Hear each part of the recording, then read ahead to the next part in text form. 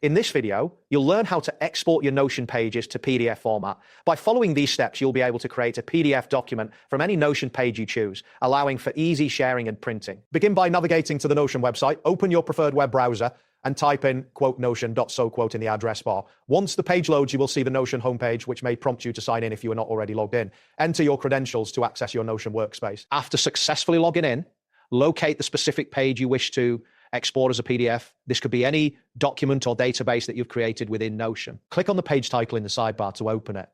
Ensure that the content you want to include in the PDF is visible and formatted as desired before proceeding. Next, look for the three dots icon, often referred to as the More Options button. This icon is typically located in the upper right corner of the page. Click on this icon to reveal a drop-down menu with various options related to the page. From the drop-down menu, select the Export option. This will open the Export settings window where you can customize your PDF export. Take a moment to review the available options to ensure you are prepared for the next steps. Now, you will need to choose the export format. Click on the Format drop-down where it may initially display Markdown or CSV. A list of formats will appear. Select PDF from this list to change the export format to PDF. After selecting PDF, you will see additional options for including different elements in your export. One important setting is the Include Databases checkbox. Click on this option if you want to include any databases associated with the page in your PDF. Next, ensure that you select Current View to export the PDF.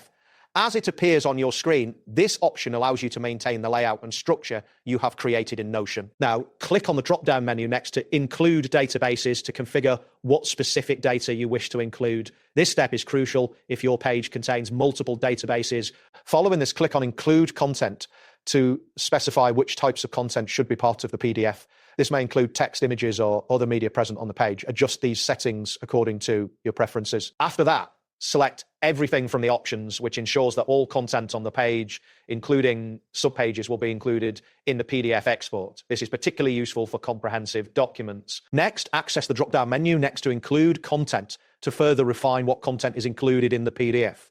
This allows for more control over the final output of your document. Now, locate the page format option and click on it to select the formatting style for your PDF.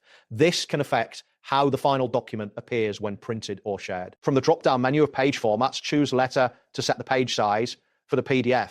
This is a standard size suitable for most documents and is commonly used for printing. Next, adjust the scale % to determine the size of the content within the PDF. This can help ensure that everything fits well on the page, especially if you have a lot of content. Now, click on Include Subpages if you want to ensure that any subpages linked to your main page are included in the export. This will create a more comprehensive document. You may also have the option to create folders for subpages.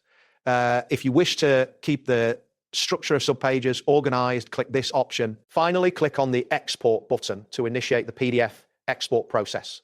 Depending on the size of the content and your internet speed, this may take a few moments. Once the export is complete, you will receive a notification or prompt indicating that your PDF is ready for download. The PDF file will typically be saved to your default downloads folder.